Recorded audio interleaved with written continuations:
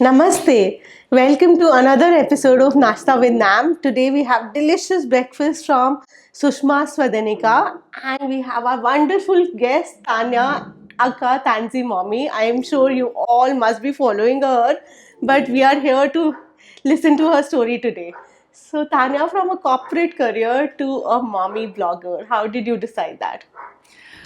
So I did not decide it honestly. This was never planned, and I was in my maternity leave.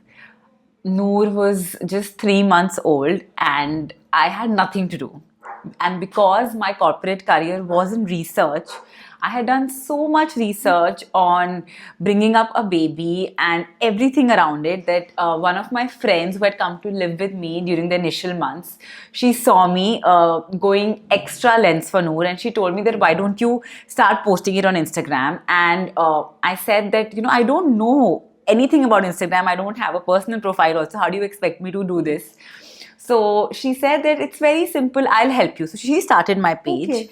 And that's how it went. And I just started sharing whatever I had researched. And I thought that, since I had so much trouble finding stuff for Noor, Yes. there was nothing in one place. You had to read Yes. 100 articles. Yes. So I thought, why not put everything in one place? So I just started making videos, and I had no idea this could be a career. I had no idea what an influencer was, what a content creator was. It just started, and I was still on my maternity leave, and I set a goal for myself that, if I cross 5,000 followers by the end of my maternity leave, then I'll quit my job. Because I really wanted to quit my job. Did you get those kind of followers? So I actually got 10,000 Oh, by that wow. time. That's so amazing. then I obviously just resigned after that, but that was like a big leap of faith. And also, it was a big risk because I had no idea how money was going to come in. I was just doing this out of passion, and honestly, I just wanted to be there for Noor, take care of her, and I could not handle a 12-hour corporate career job, that yes. time. So I just went with the flow. I had enough savings to take care of me. And later, when I just was very consistent and it kept on going on, it was only after I reached 100K that I started monetizing from Instagram, and I realized that, okay, this can be a career as well. So I'm glad I took this step. So, I could be with my daughter and work at the same time. That's the best scenario possible. Yes. And I think you have a very, very engaged audience on Instagram. A lot of brands actually struggle to have an engaged audience. So, what are the top few tips that you think you can give for brands trying to establish their presence on Instagram? So I feel for any kind of engagement, you need three things. You need to be real, you need to be relatable, and you need to be available. So that's how I do. All my content mostly is in my night suits. It's very relatable. I have no makeup on. Every time I get free from mommy duties, I rush and I just quickly make a video so people can relate to it. It is real time because I'm always posting stories on the go. My life is on stories, and you can actually kind of sequence it out. And available in the sense that I'm always very responding On DMs also. On DMs, yeah, I'm very, very available. I make sure I answer all DMs, and that's what keeps me connected to the moms out there. And that makes me understand what they really want. What are the pain points, what they like, what they don't like. And that just gives me a better knowledge of my audience. So I think engagement, the underlying idea is you should know by the end of it what your audience is and how you can kind of, understand them and sell them whatever you want to. So very important to be real, raw, and also available. You need to be very, very available on DMs. You need to be proactive on stories, on comments. I think that is the whole game. I think being real is very refreshing because a lot of times brands and a lot of people as moms feel pressure that they have to be really decked up when they're going online. Sometimes you're baking in your night suits as well. As entrepreneurs, Right. you're doing so much in a day. Correct. So you think it's okay to show the real side of you on the Instagram, even if you're not looking in your best version? Of course, and if you look at my initial videos, I had no hair because of postpartum hair Yes. loss. I was in a bun, a very messy bun. The same night suit I've clicked like so many videos, and I just didn't have the time. So all of this doesn't matter. People related to this because honestly, no one would wear like a dress and then bake, Yes. right? Yes. Or you wouldn't cook with haldi in a white gown or Yes. whatever. Yes. So until date, that night suit of mine I'm still doing most of my stories in that, and because that's what's comfortable for Resonates me. also. Yeah. And I get DMs also, saying that, you're an influencer now, you should now get more clothes. And I said, why? I like to wear this and I will post in this. I mean, I will not change just to post a story. Yes.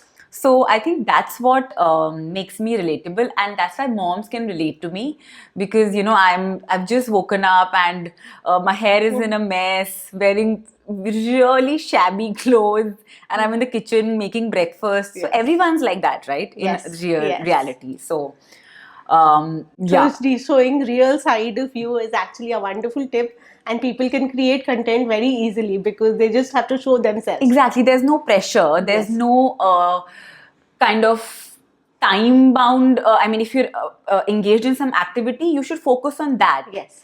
Understand that people are here to also see what you're showing and not you. Yes, I have also wanted to understand that if a startup wants to shoot content for Instagram, what kind of lighting, what kind of, can they start with a very basic equipment, or do you think they need to have a fancy equipment in place? No, not necessary at all. In fact, till date, I do not have a tripod. I do not use a ring light. I do not have a mic. I just have my phone and I place it near a planter of mine. Okay. And I have good light in my drawing room. So that's where all the shoots happen. Oh, wonderful. So yeah, you really don't need all of this. But I think if one has to start with something, a basic tripod, a good smartphone, and I wouldn't even say you need an Apple because when I started till I reached 100K, I did not have an Apple. I had a OnePlus. So that also doesn't matter because these days all smartphones are Have basic camera. Yes. And if you're obviously in a crowded area, then a mic. And you don't need to invest like in a very, very expensive mic, and you get good mics on Amazon.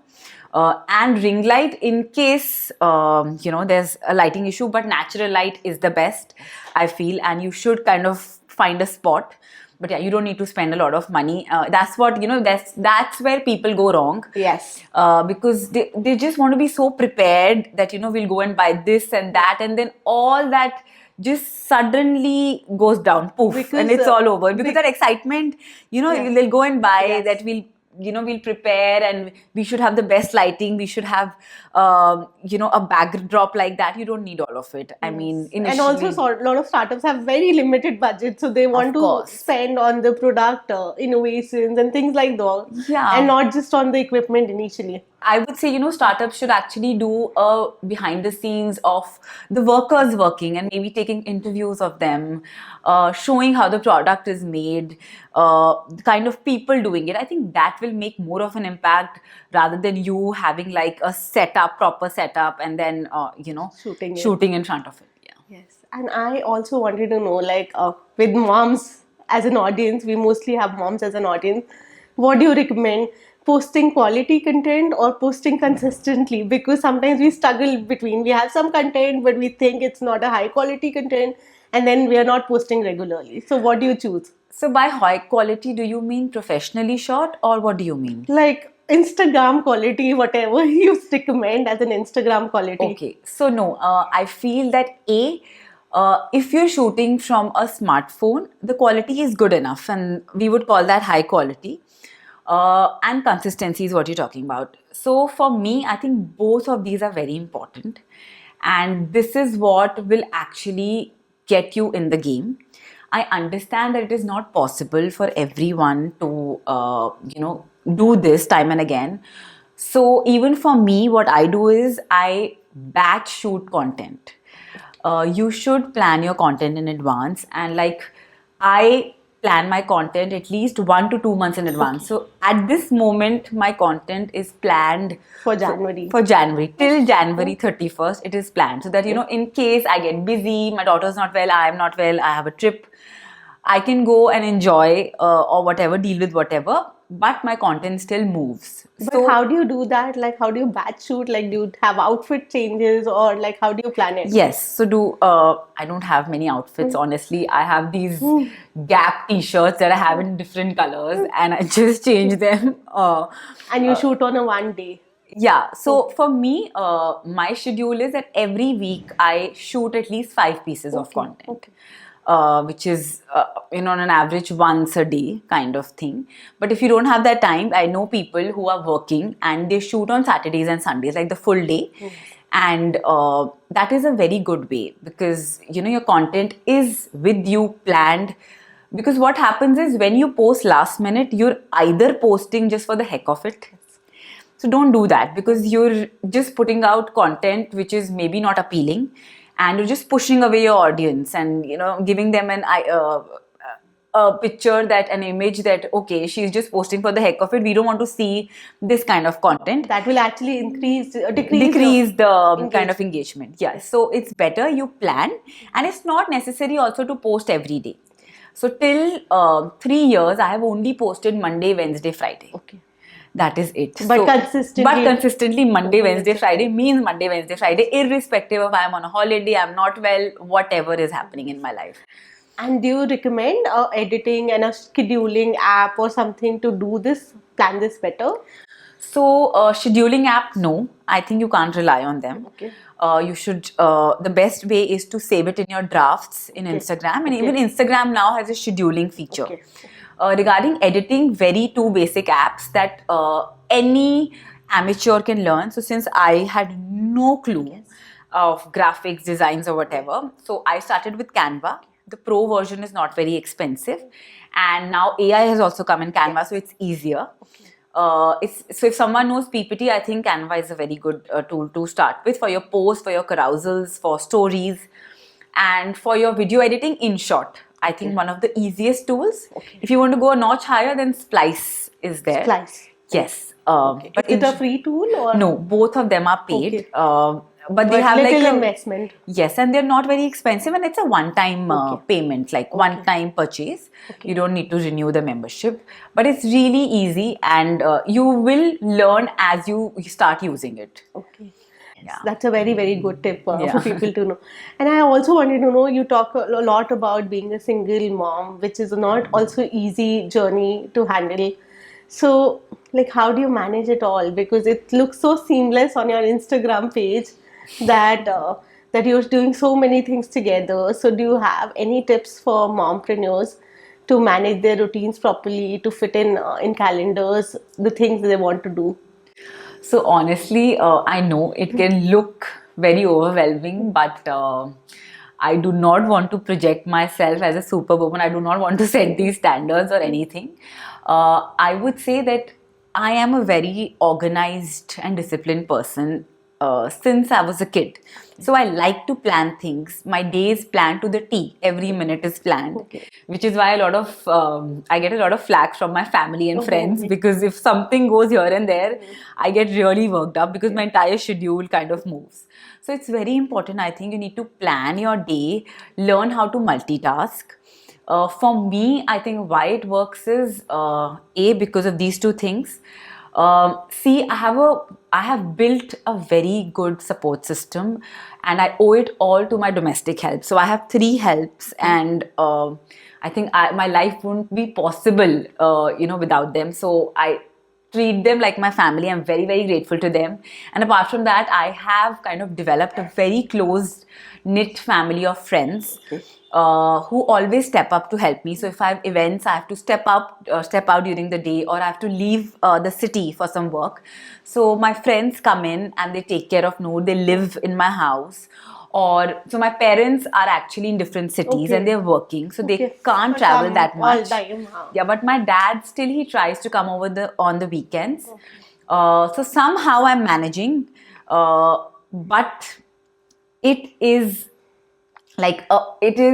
something that I have put in. I have made that close knit network of friends and families. Which is a blessing. Yes, I think that is the biggest blessing that I have. I couldn't have done anything without it. And I also owe it to my daughter because she adjusts and she understands that I have to go to work and I have to go to office. So she's very comfortable with my friends and my family, the nanny.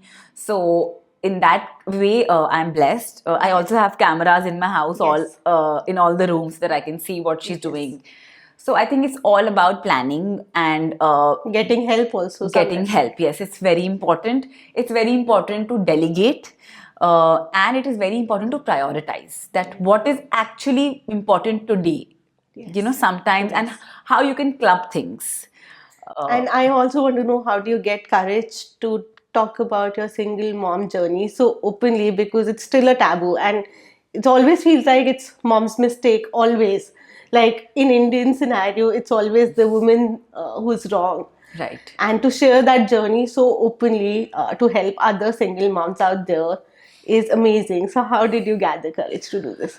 So, I wouldn't lie that it took me a while to share all of this, and I was struggling. The last year was, I mean, this year, in fact, a couple of months ago, it was very tough for me.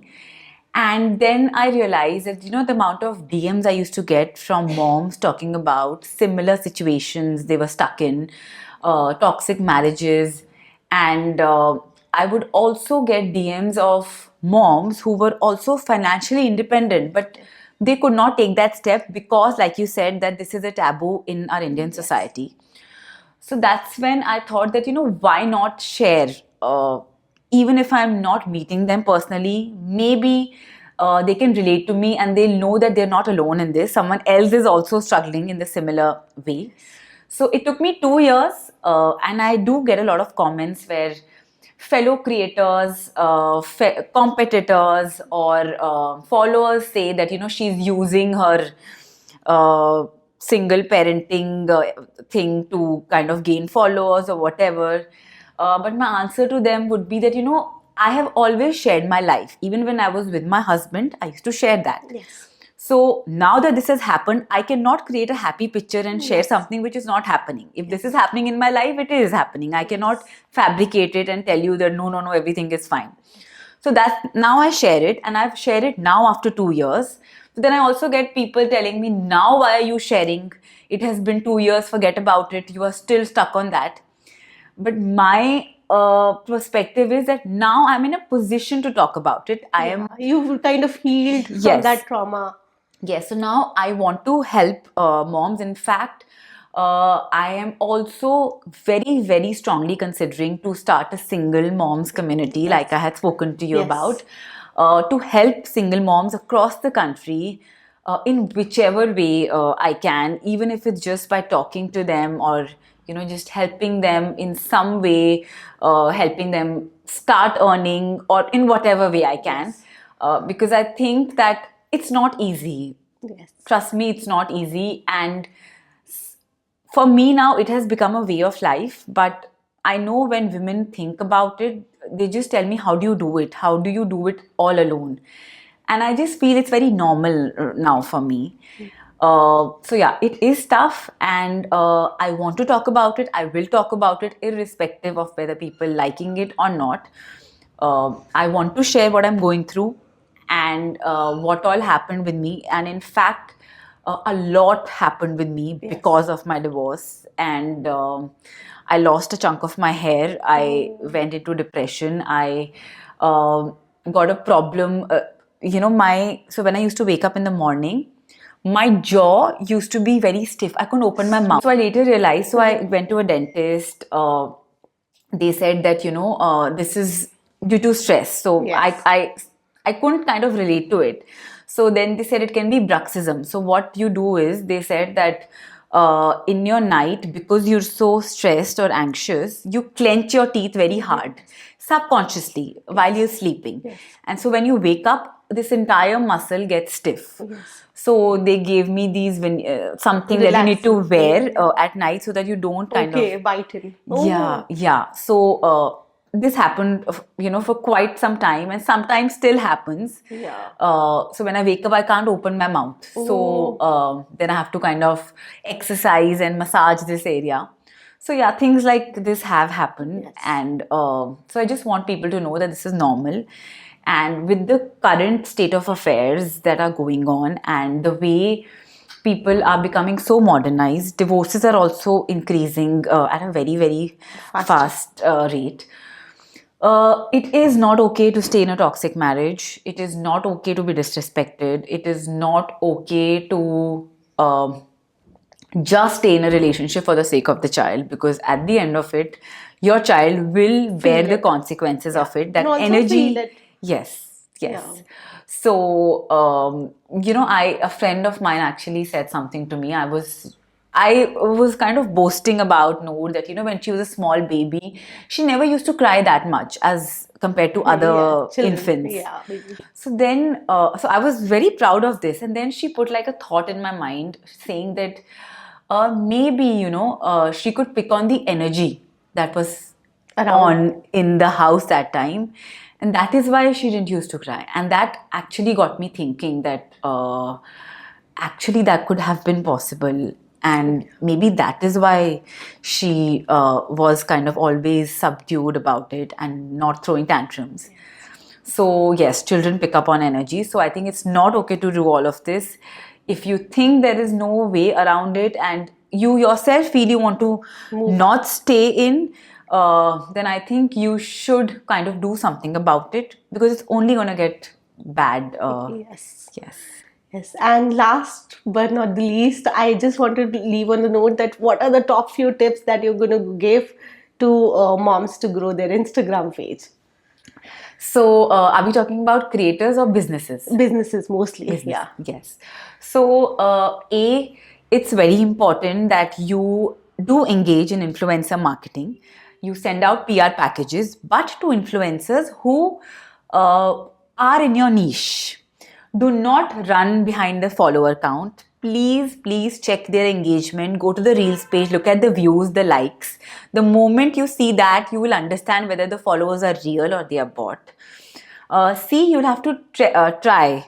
Uh, Test and experiment what works for you, what format works for you. Don't be hell-bent that you want a reel. Trust the creator. Ask them what works on their page. Give them that creative freedom. Yes, you can have your boundaries that you want these points to be mentioned, Yes. but let them kind of tailor it according to their audience, because they know their page Yes. well. Because a lot of time what happens is that new businesses, they come up and they are very hell-bent that we want a reel, we want these many sales. So they also need to understand that stories are the means to sales. A, because there's a direct link there. Yes. B, for everyone a reel might not work. For some people a post also might work. So you have to let The give creator. that freedom to the Yeah. creator. And please don't consider influencers as salespeople. We are not salespeople. We cannot guarantee you sales. We can only market your product. We can show the usage of it. We cannot promise you. So do not come back to us and blame us. Yes, I think very important because there's difference between sales and marketing. Exactly. So the business owners need to understand that before approaching any Right. influencer. And also very important to be patient, because what works today might not work tomorrow, and vice versa. You have to keep on trying. There might be some people that connect with you. Like I know brands who work with some particular influencers all throughout, because those work for them.